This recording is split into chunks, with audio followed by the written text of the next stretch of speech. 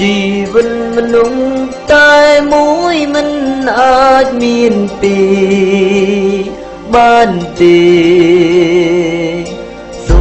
វត្ថិភាពចរាចរណ៍ចាប់ផ្ដើមពីអ្នក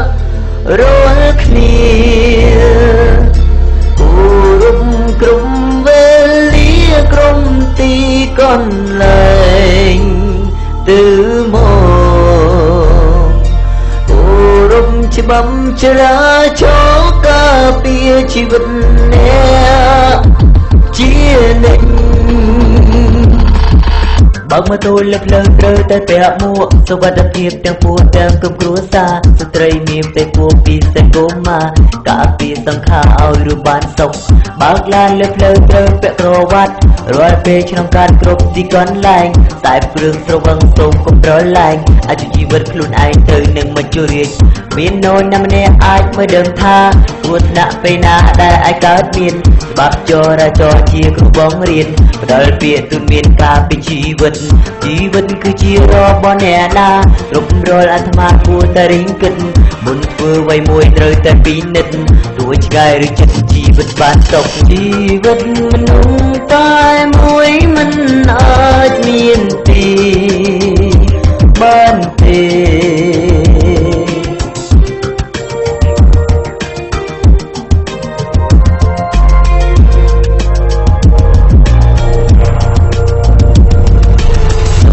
វត្ថិភាពចរាចរណ៍ចាប់ផ្ដើមពីអ្នករាល់គ្នាគោរពក្រុមវេលាក្រុមទីកន្លែងទៅមកគោរពច្បាប់ចរាចរណ៍ការពារជីវិតអ្នកជានិច្ច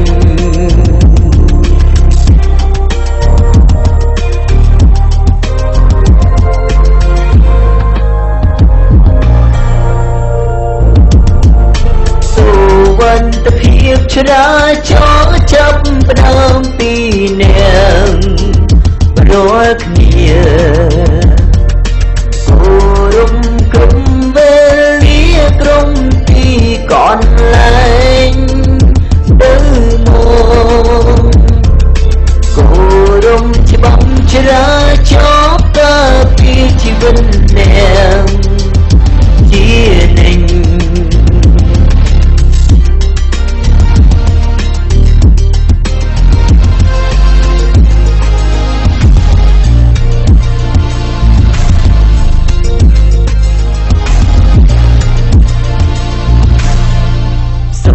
វត្ថិភាពចរាចរណ៍ចាប់ផ្ដើមពីអ្ន